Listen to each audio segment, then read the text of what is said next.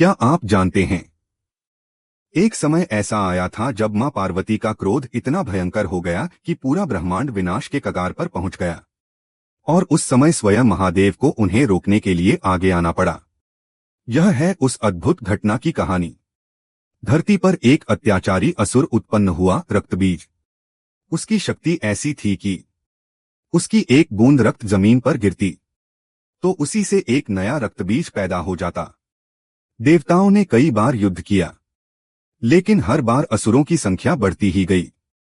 स्वर्ग लोक तक में भय का माहौल छा गया। देवता कैलाश पहुंचे और भगवान शिव से प्रार्थना की। शिव ने शांत स्वर में कहा, यह समय शक्ति के जागरण का है।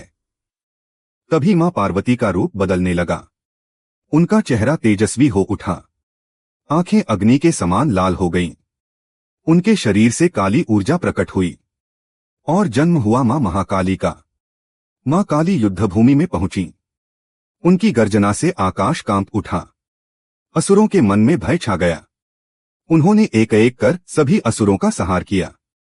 जब रक्तबीज सामने आया, मां काली ने उसे घायल किया, लेकिन हर बार उसके रक्त से नया असुर जन्म लेता रहा। तब मां काली ने एक निर्णय लिया।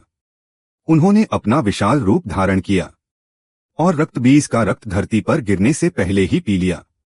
कुछ ही क्षणों में रक्तबीज का अंत हो गया। लेकिन युद्ध के बाद भी मां काली का क्रोध शांत नहीं हुआ। उनका तांडव इतना प्रचंड था कि धरती डगमगाने लगी, समुद्र उफान मारने लगे, आकाश फटने लगा। देवता भयभीत हो गए। अब कौन इस प्रकोप को रोकेगा? तब महादेव आगे बढ़े। उन्होंने किसी शस्त्र का उपयोग नहीं किया। उन्होंने कोई युद्ध नहीं किया, बल्कि वे स्वयं मां काली के मार्ग में लेट गए, तांडव करते हुए। जब मां काली का चरण शिव के वक्ष पर पड़ा, तो अचानक उन्हें एहसास हुआ। उन्होंने देखा, वह स्वयं शिव हैं। उनकी जिह्वा बाहर निकल आई। क्रोध शांत हो गया। रूप पुनः पार्वती में बदल गया। यह कथा हमें सिखाती है, शक्ति जब अन्याय के विरुद्ध उठती है तो वह विनाश भी करती है, लेकिन संतुलन केवल शिव ही बना सकते हैं। शिव और शक्ति अलग नहीं, एक ही ऊर्जा के दो रूप हैं। जहां शक्ति है वहां शिव हैं, और जहां शिव हैं वहां सृष्टि सुरक्षित है। हर हर महादेव। जय मां काली।